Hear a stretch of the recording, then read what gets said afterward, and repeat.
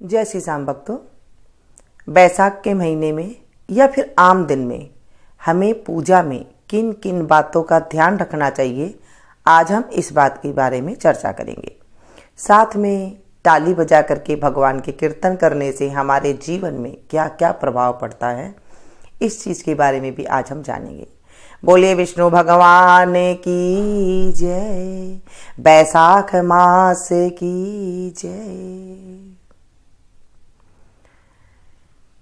हे नाथ नारायण वासुदेवा, हे नाथ नारायण वासुदेवा, हे नाथ नारायण वासुदेवा, हे नाथ नारायण वासुदेवा।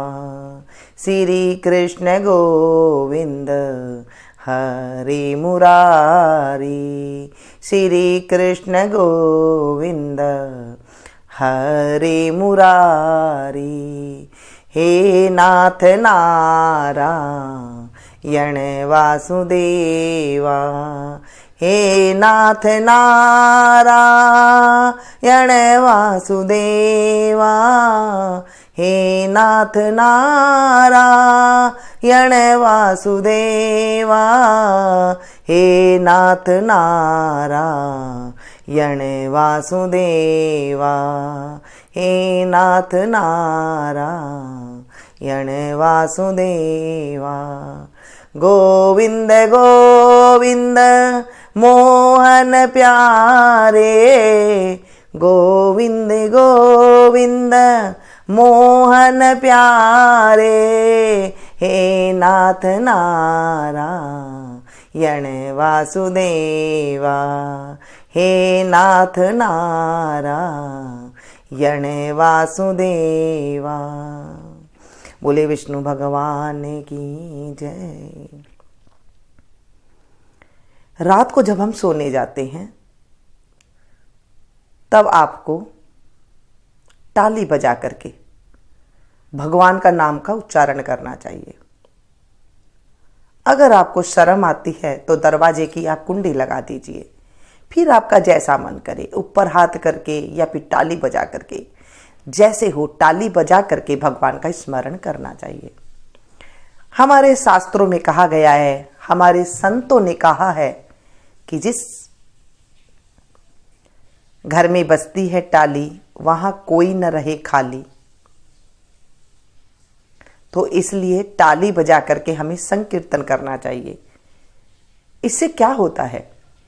इससे हमें दैविक और भौतिक सुख की प्राप्ति होती है। यानी कि जितने भी रोग है शरीर के वो दूर हो जाते हैं जब हम ताली बजा करके कीर्तन करते हैं। शरीर के कोई भी रोग हो, आप ताली बजा करके कुछ दिन अगर भगवान का नाम उच्चारण करते हैं, उसके बाद आप देखेंगे आपको अद्भुत चमत्कार नजर आते हैं। दैविक भगवान की कृपा हमारे ऊपर बरसने लगती है, पितरों की कृपा हमारे ऊपर बरसने लगती है, और जो ज्ञान है उसकी प्राप्ति हमें होने लगती है। हमारे शास्त्रों में कहा गया है भौतिक सुखों की प्राप्ति मिलती है हमें। जितने भी भौतिक सुख है, जैसे धन है, संपत्ता है, घर के अंदर जितनी भी भौतिक सुख होती है, अच्छी अच्छी जो चीजें होती है, उनकी हमें प्राप्ति होती है। आप पूजा पाठ बहुत करते हैं, जब आप ताली बजा करके रात को सोते टाइम पे कुछ समय अपने भगवान को देते हैं तो हमारे जीवन में चमत्कार होता है। करके जरूर देखिएगा। रात को नींद अच्छी आती है। जिन्हें नींद नहीं आती है वो नींद की समस्या दूर हो जाती है। जिन्हें कुछ याद नहीं रहता है उन्हें याद रहने लग जाता है। जिन घरों में कलेश होता है कलेश समाप्त हो जाता है। जिन घरों में रोग ज़्यादा रहते हैं उस घर से रोग दूर हो जाते हैं। अब बात आती है पूजा में हमें किन बातों का ध्यान रखना चाहिए, खास तौर पर स्त्रियों को। जो स्त्रियां सुबह सवेरे स्नान करके जब भगवान की पूजा करते हैं तब मांग में सिंदूर और बिंदी अवश्य होनी चाहिए। हमारा शास्त्र कहता है कि जो स्त्री बिंदी लगा करके या मांग में सिंदूर लगा करके पूजा नहीं करती हैं उनकी पूजा विफल हो जाती है। कई बार ऐसे होता है कि हम लोग बहुत पूजा पाठ करते हैं फिर हमें फल नहीं मिलता है, कारण हम कुछ गलतियां करते हैं। पूजा पाठ जब आप सुनते हैं कुछ करते हैं तो जैसे मैं कथा सुनाती हूँ तब आप लोग को कहती हूँ कुछ ना कुछ, चाहे फल रख लीजिए या फिर एक का सिक्का ही रख लीजिए, तभी भी हमें जो है पूजा में कोई गलती हो तो वो दूर हो जाती है। ऐसे ही पूजा में जब आप पूजा करती हैं तो आपको बिंदी और सिंदूर जरूर लगा करके पूजा करनी चाहिए। ये आपका धर्म है कि आपको ये सौभाग्य मिला है कि आप सुहागन हैं। सदा सुहागन रहना चाहती हैं तो सिर के ऊपर बिंदी और सिंदूर लगाकर ही पूजा करें। बाल खुला करके कभी भी पूजा ना करें। आजकल फैशन है कि सिर पर कुछ भी नहीं रखते हैं और पूजा करने बैठ जाते हैं। नहीं, वो पूजा भी जो है अधूरी रह जाती है। बाल दिखने नहीं चाहिए। औरत जब पूजा करती है तो सर को दुपट्टे से या फिर चुन्नी से या फिर साड़ी के पल्लू से, जैसे भी हो, बालों को ढककर ही पूजा करनी चाहिए। अगर ऐसे भी नहीं है तो आप बालों को गूंथ करके, चोटी बना करके, पोनी बना करके, जो भी आप बनाती हैं बना लें, लेकिन बालों को खुला ना छोड़े। खुला करके बालों को पूजा नहीं करनी चाहिए। अब बात आती है मासिक धर्म में क्या हम पूजा करें? नहीं। अगर हमारे शास्त्र के अनुसार अगर हम देखते हैं तो औरत को 4 दिन तक भगवान का नाम भी मुख से नहीं लेना चाहिए। 5वें दिन भगवान का नाम का स्मरण करना चाहिए। मासिक धर्म यानी कि ये एक धर्म से जुड़ा है तो आपको इन दिनों में मानसिक पूजा करनी चाहिए। जो मैं आपको मानसिक पूजा बताती हूँ, मानसिक पूजा करनी चाहिए। जैसे मन मन में भगवान का स्मरण करना चाहिए। इससे शुभता फल की प्राप्ति होती है। अगर आप इन दिनों में पूजा पाठ करते हैं तो वो विफल रहता है, वो पूजा पाठ का फल नहीं मिलता है। मूर्तियों को स्पर्श करना या फिर भगवान का ज़्यादा नाम जाप करना, आजकल जो ये प्रथा चली हुई है वो हमारे शास्त्रों में नहीं है, हमारे संतों ने भी नहीं बताई है। आप शास्त्र को तो मानते हैं लेकिन शास्त्रों की बातें नहीं मानते हैं, इसलिए आपके जीवन में जो है थोड़ी सी कठिनाइयाँ भी आ जाती है। हम मनमानी से पूजा करने लग जाते हैं, लेकिन हमारा शास्त्र जो है वो कहता है कि मनमानी से नहीं। कुछ जो शास्त्रों में जो हमारे बड़े बुजुर्ग संत महात्मा लिख के गए हैं उन्हें हमें जरूर ही जो है अपनाना चाहिए।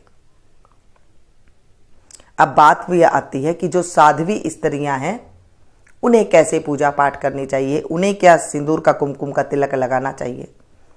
अगर आपके संतान है, पुत्र है, तो आप लगा सकते हैं, तिलक लगा सकती हैं। क्योंकि जो स्त्रियों के अगर पति नहीं है इस दुनिया में तो वो, अगर उनके पुत्र है या फिर कोई संतान है तो आप तिलक लगा सकते हैं। मानसिक पूजा जैसे पति स्वरूप में भगवान ने दिया है, सभी को जाना होता है एक ना एक दिन, तो आप मन से पूजा कीजिए। मन से उनके बारे में सोचिए कि वो मेरे पास है और मैं इस तरह से पूजा कर रही हूं।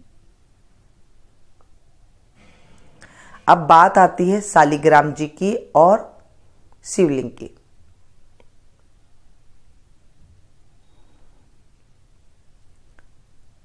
कई लोग शालिग्राम जी को टच करके पूजा करती हैं लेडीज, और शिवलिंग को भी जो है रगड़ रगड़ के स्नान करके नहलाती हैं। इससे दोष लगता है। स्त्रियों को शिवलिंग को ज़्यादा स्पर्श नहीं करना चाहिए, दूर से ही तिलक लगाना चाहिए। अगर तिलक भी लगा रहे हैं तो किसी चीज़ से लगा करके करना चाहिए, उन्हें बार बार टच नहीं करना चाहिए। शास्त्र कहता है कि स्त्रियों को शालिग्राम को और शिवलिंग को स्पर्श नहीं करना चाहिए। तो ये जो कुछ बातें होती है, जानकारियां होती है, इन बातों से क्या होता है, हमारे जीवन में पूजा का फल ज़्यादा से ज़्यादा मिलने लग जाता है। जैसे हम थोड़ी पूजा करते हैं तो भी हमें विशेष रूप से फल की प्राप्ति होती है। आपने देखा होगा जब कभी हम छोटे हुआ करते थे तो हमारी जो दादियाँ हुआ करती थी वो हमेशा सिर ढक के, चोटी गूंथ के इस तरह ही पूजा पाठ किया करती थी। तो वैसे ही आपको इन बातों का ध्यान रखना चाहिए।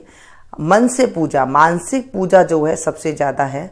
अगर आपको टाइम नहीं मिलता है पूजा पाठ करने का तो आप चाहे बेशक मन से पूजा करें, मन में बैठ जाएं और मन से वैसे ही पूजा करें जैसे आप करना चाहती हैं। या फिर आप खाना बना रही हैं, आपके पास टाइम नहीं है, तभी भी आप मन से भगवान का नाम का स्मरण कर सकते हैं, तो भी आप देखेंगे उससे बहुत ज़्यादा फल की प्राप्ति होती है। और जब शिवलिंग की और शालिग्राम जी की आप जब पूजा करते हैं तो वो घर में जो है उनकी स्थापना नहीं करवानी चाहिए। अगर आपके पति उनकी पूजा करते हैं तो आपको फल मिलता है, और अकेले में स्त्री को उनका स्पर्श नहीं करना चाहिए। जब पति साथ में हो तो पति के साथ ही जो है उनकी पूजा करनी चाहिए। और विशेष क्या ध्यान रखना चाहिए, जो भी गर्भवती स्त्रियां हैं उन्हें 5वें महीने के बाद भगवान की पूजा पाठ मन से करनी चाहिए। भगवान के विग्रह को छूना नहीं चाहिए। जो भी दान पुण्य कर रहे हैं वो पति के हाथ से करवाना चाहिए, ऐसे हमारे शास्त्रों में लिखा गया है। लेकिन आजकल तो जो है 7वां, 8वां, 9वां महीना में भी जो है पूजा करने चले जाते हैं, तो इससे जो है फिर दूसरा कुछ और जो है पुण्य की प्राप्ति नहीं होती है, बल्कि जो पाप हो जाते हैं, कई बार हम टच करते हैं तो उसका भी फिर हमें भोग भोगना पड़ता है। शास्त्रों में लिखा गया है 5वें महीने तक आप पूजा पाठ कर सकती हैं, लेकिन 5वें महीने के बाद जो है आप भगवान को टच करके ज़्यादा पूजा पाठ ना करें, सिर्फ मानसिक पूजा करें और अपने शिशु को अच्छे प्रभाव पड़े इसलिए आपको ज़्यादा भगवान को टच ना करें। ये थी कुछ बातें। ताली बजा करके पूजा करने से जो घर के अंदर सकारात्मक ऊर्जा तो आती है, हमारे जीवन से नरक रूपी जो यात्रा होती है वो भी दूर हो जाती है। कुछ भी आप कर सकते हैं। हरे कृष्णा कृष्णा कृष्णा हरे हरे, हरे रामा रामा रामा हरे हरे। इस तरह से ताली बजा करके आप रात के टाइम पे करके देखिएगा, आपको बहुत ज़्यादा फल की प्राप्ति होगी। कथा आप सुनी रही हैं, महात्म आप सुनी रही हैं। जब आप सुनते हैं तो कोई फल या फिर एक का सिक्का, या अगर फल भी नहीं है तो आप कोई सब्जी रख सकते हैं। जो सब्जी आजकल हरी सब्जी आ रही है, कहते हैं बैसाख के महीने में आप कुछ भी दान पुण्य नहीं कर सकते हैं, तो सिर्फ जो लस्सी होती है, छाछ होती है, उसे भी अगर आप दान दे देते हैं तो भी हमें अक्षय फल की प्राप्ति होती है। जो हम दही से छाछ बनाते हैं ना, वो आजकल तो छाछ बाजार में भी मिल जाती है, वो लेकर के अगर आप किसी को दान भी दे देते हैं तो भी हमें अक्षय फल की प्राप्ति होती है। बैसाख के महीने में हरी सब्जियों का दान बताया गया है। हरी सब्जियों की जब आप दान करते हैं तो उससे हमारे घर में भरपूर सुख संपदा आती है, ऐसा हमारे शास्त्रों में कहा गया है। वैसे तो अनगिनत दान कहे गए हैं, जो आपके सामर्थ्य हो, जो आपके पास हो, अच्छे से मिल जाए, उसी को अगर आप दान कर देते हैं बैसाख के महीने में तो उसकी फल की प्राप्ति होती है। वैसे तो देखिए, हमें हर महीने में हर रोज़ जो भजन कीर्तन है इनको तो करना ही चाहिए। पूजा पाठ कैसे करनी चाहिए ये मैंने आप लोगों के साथ शेयर की है। वीडियो पसंद आ रही है तो इसे लाइक ज़रूर दीजिएगा, इसे अपनों के साथ भी शेयर कीजिएगा ताकि आपको भी कथा सुनाने का फल मिल सके। मिलती हूँ फिर से एक नई वीडियो में।